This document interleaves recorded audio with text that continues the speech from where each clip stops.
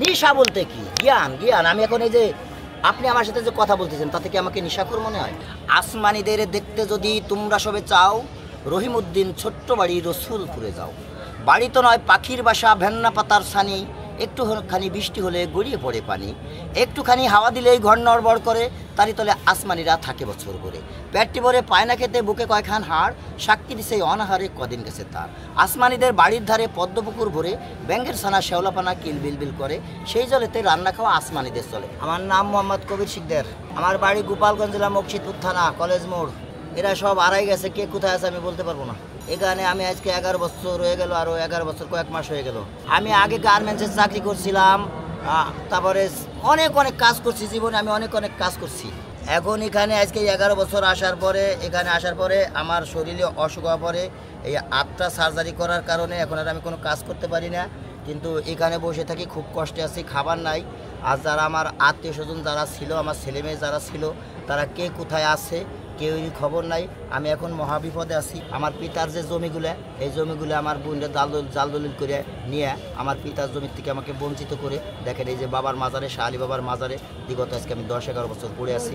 যে অপহরণটা হয়েছে আমার স্ত্রী, সেই স্ত্রীকে অপহরণ করছে ফরিদপুর মেডিকেল কলেজ হাসপাতাল এবং ফরিদপুর মেডিকেল কলেজের যে টিউটার, সেই টিউটার যার নাম সাইফুল, সে যখন আমার স্ত্রীকে অপহরণ করলেন, এই অপহরণ করার পরে গুম করলেন। আজ সেই গুম থেকে তাকে খুঁজতে খুঁজতে বিগত আজকে আমার 11-12 বছর চলে যাচ্ছে, আমি সেই সমাধান পেলাম না। মাঝখানতে আমার জমিগুলো, সব বাপের জমিগুলো এই পাগল বানাইয়ে রাস্তায় ঘুরানোর কারণে একটা বিচারের আশায় আমার এত দূর পর্যন্ত আসে। এর আগে আমরা পাগলরা এখানতে বইলা ওই ঘরটা খোলাইছিলাম, বৃষ্টি আসলে পরে ওই ঘরের ভিতরে যে আমরা একটু থাকতাম, আবার সেই ঘর বন্ধ করে দেওয়া হয়েছে। আজকে দুপুরে একবেলা একটু খিচুড়ি খাবার দেয়, কালকে দুপুরে একবেলা একটু খিচুড়ি খাবার দেয়। তো একটা মানুষের জীবন আজকে দুপুরে একটু খিচুড়ি আর কালকে দুপুরে একটু খিচুড়ি খাইয়ে এভাবে জীবন বাঁচে না। আমি একজন বাংলাদেশের নাগরিক, সেই হিসেবে বাংলাদেশ থেকে ইসলাম ধর্ম, আমার ধর্ম শান্তির ধর্ম, যে ধর্মটা আমার দয়াল নবী বিশ্বনবী আল কোরআনের মাধ্যমে প্রচার করেছে, আমিও সেই আল কোরআনকে সুন্দরভাবে পরিচালনা করার জন্য বিশ্বের মাঝে, তাই আমি এখানে বসে থাকি। তাই এই যে দেখেন, যেখানে আমার এখানে এটা আমার নিজের তৈরি করা, এখানে আমি একটা বাবার মাজার তৈরি করছি।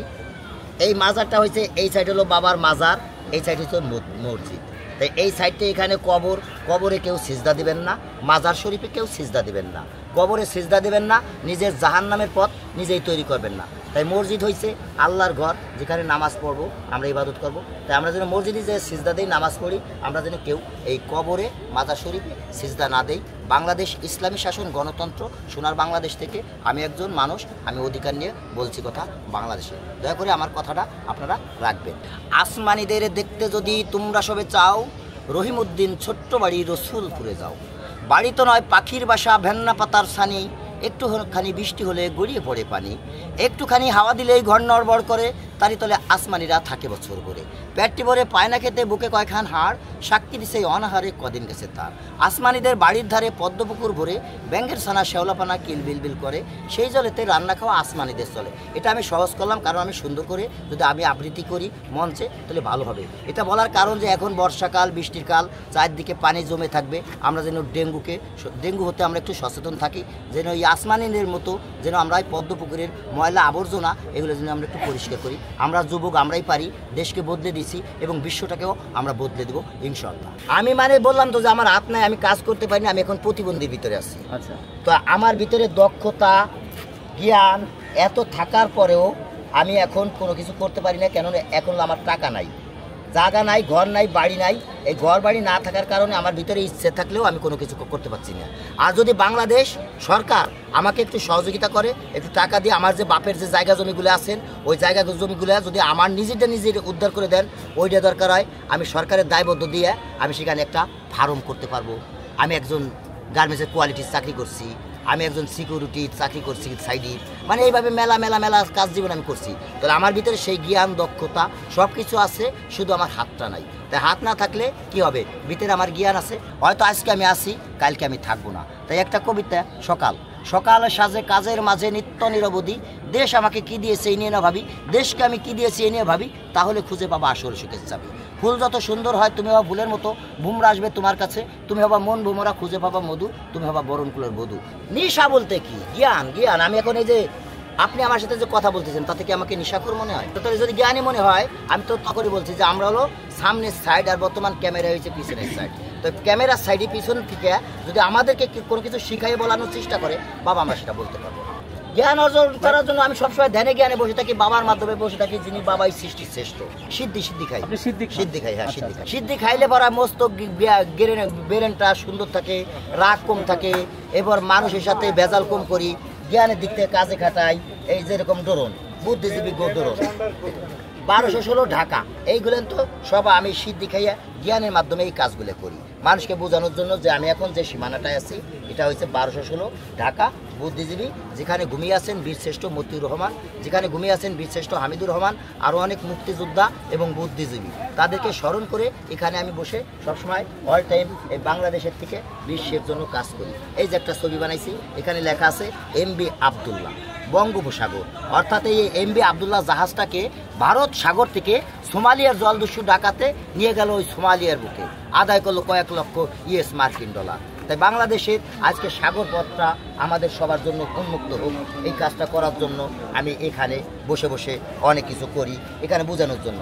মা এক, বাবা এক, আমার পিতা আব্দুল রাজ্জাক, আমি তারই সন্তান হয়ে বিশ্বের মাঝে এত সুন্দর সুন্দর কথা বলার কারণ যেন আমার সাথে মানুষ আমার সাথে থাকেন এবং আমার সাথে কাজ করেন, আপনারাও আমার সাথে থাকবেন এবং কাজ করবেন। মানে কত বছর? হ্যাঁ, কত বছর যাব? 15 বছর।